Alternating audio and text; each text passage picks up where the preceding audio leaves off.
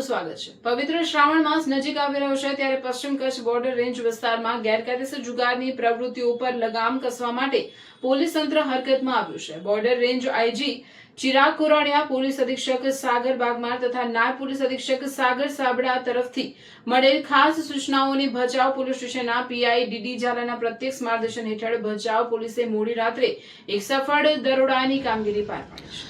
Bhachau police સ્ટેશનની night patrolling team મોડી રાત્રે ભચાઉ શહેર નજીક આવેલ લોધેશ્વર પાંજરાપુરથી નર્મદા કેનાલ તરફ જતા વિસ્તારમાં પેટ્રોલિંગમાં હતી। તે દરમિયાન પોલીસને ચોક્કસ બાતમી મળી હતી કે લોધેશ્વર પાંજરાપુર નજીક આવેલી સીમવાડ વિસ્તારમાં સ્થિત યશપાલસિંહ વનરાજસિંહ જાડેજા પોતાના માલિકીના ખેતરમાં આર્થિક લાભ મેળવવાના ઈરાદે 3 પત્તીનો હાર જીતનો જુગાર રમાડી રહ્યો છે।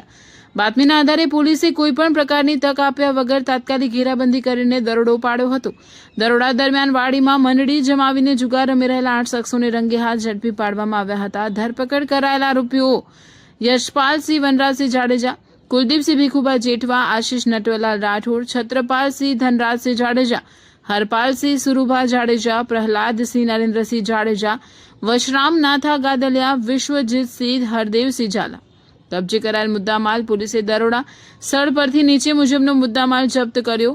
રોકડ 58,000, મોબાઈલ ફોન 7 નંગ, કુલ મુદ્દામાલ 2,98,000। આ અંગે ભચાઉ પોલીસ સ્ટેશન ખાતે જુગાર ધારા હેઠળ ગુનો નોંધીને તમામ આરોપીઓ વિરુદ્ધ કાયદેસરની આગળની કાર્યવાહી હાથ ધરવામાં આવી છે। શ્રાવણ માસ પૂર્વે જ પોલીસની આ સક્રિય કામગીરીથી અસામાજિક અને જુગારની પ્રવૃત્તિઓ સાથે સંકળાયેલા તત્વોમાં ફાળ પડી છે।